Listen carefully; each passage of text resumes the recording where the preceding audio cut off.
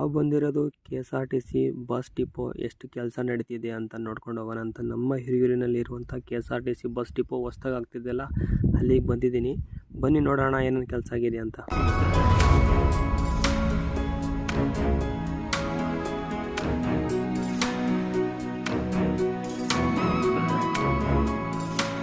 ನಾವು ಈಗ ಬಂದಿರೋ ಪ್ಲೇಸು ಬಸ್ ತೊಳೆಯುವಂಥ ಜಾಗ.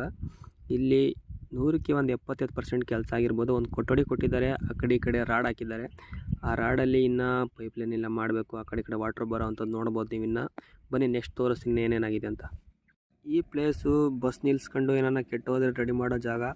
ಅದು ಸ್ವಲ್ಪ ಕೆಲಸ ಆಗಿದೆ ಅನಿಸುತ್ತೆ, ಆದರೆ ಅಲ್ಲೊಂದು ಸ್ವಲ್ಪ ಧೂಳು ಅದು ಇದನ್ನು ತುಂಬ ಇದೆ, ಕೆಲಸ ಇನ್ನೂ ಆಗ್ಬೇಕನ್ಸುತ್ತೆ. ಇನ್ನು ಕೊಠಡಿಗಳೆಲ್ಲ ಇನ್ನೂ ರೆಡಿ ಮಾಡ್ಬೇಕನ್ಸುತ್ತೆ. ಕೊಠಡಿಗಳು ಸ್ವಲ್ಪ ರೆಡಿ ಆಗಿದೆ, ಸ್ವಲ್ಪ ರೆಡಿ ಆಗಿಲ್ಲ, ನೋಡ್ತಿರ್ಬೋದು. ನಾವು ತೋರಿಸಿದ್ದೀನಲ್ಲ, ಅವೆಲ್ಲ ಕೊಠಡಿಗಳು. ಹಂಗೆ ತೋರಿಸ್ತೀನಿ ಬನ್ನಿ ಇನ್ನು ಎಷ್ಟು ಏನೇನು